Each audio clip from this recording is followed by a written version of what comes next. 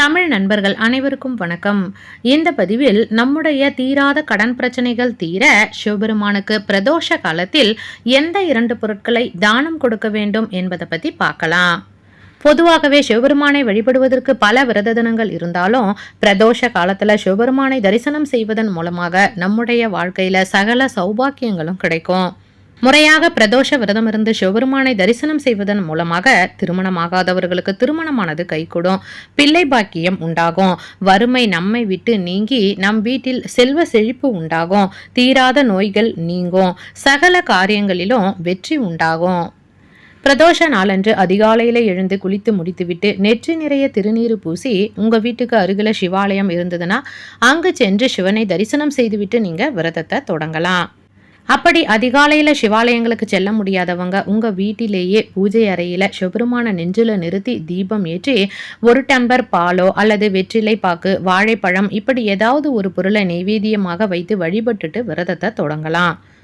அவரவருடைய உடல்நிலை மற்றும் மனநிலையை பொறுத்து விரதம் இருந்தும் ஈசனை வழிபடலாம், விரதம் இல்லாமலும் வழிபாடு செய்யலாம்.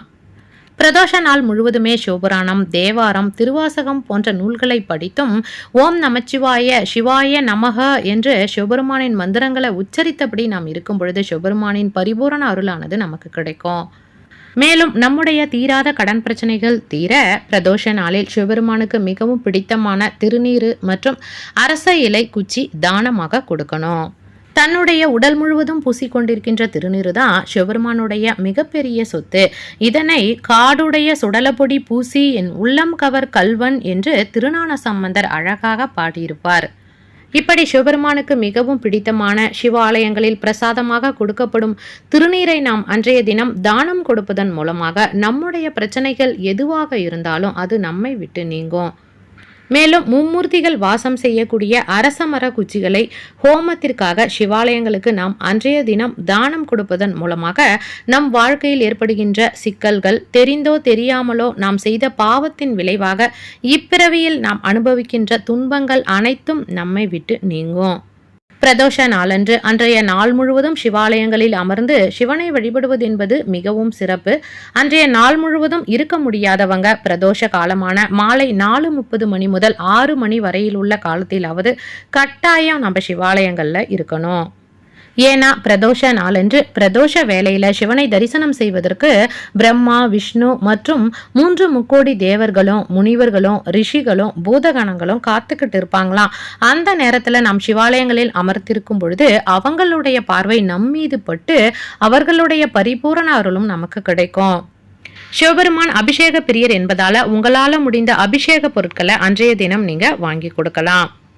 அன்றைய தினம் சுத்தமான பசும்பால் அபிஷேகத்திற்கு வாங்கி கொடுத்தால் நீண்ட ஆயுள் மற்றும் நிறைவான செல்வம் கிடைக்கும். இளநீர் அபிஷேகத்திற்கு வாங்கி கொடுப்பது மிகவும் நல்லது.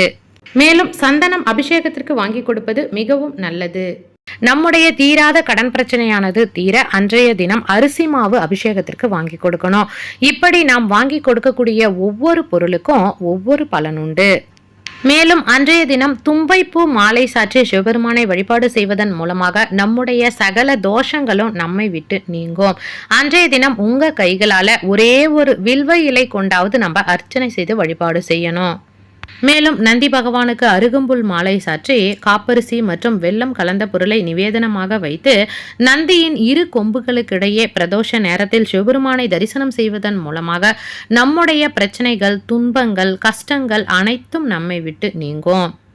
அன்றைய தினம் சிவபெருமானுக்கு தயிர் சாதம் பிரசாதமாக வைத்து வழிபட்டு விட்டு கோவிலுக்கு வரக்கூடிய பக்தர்களுக்கு அதை நம்ம தானமாக கொடுக்கணும். அப்படி கொடுப்பதன் மூலமாக குழந்தை இல்லாதவர்களுக்கு பிள்ளை பாக்கியம் உண்டாகும். பிரதோஷ விரதம் இருக்கிறவங்க சிவனை தரிசனம் செய்துவிட்டு அங்கு கொடுக்கக்கூடிய பிரசாதத்தை உண்டு விரதத்தை நிறைவு செய்யலாம். என்னுடைய சிவ வழிபாடுகள் குறித்த பல பதிவுகள் என்னுடைய வீடியோவில் இருக்கு, தேவைப்படுறவங்க பாருங்க.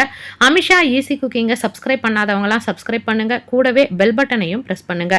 அப்பதான் நான் போடுற பதிவுகள் உடனுக்குடன் உங்களை வந்து சேரும். உங்களுடைய நண்பர்களுக்கும் ஷேர் பண்ணுங்க, லைக் பண்ணுங்க, மறக்காம கமெண்ட் பண்ணுங்க. நன்றி, வணக்கம்.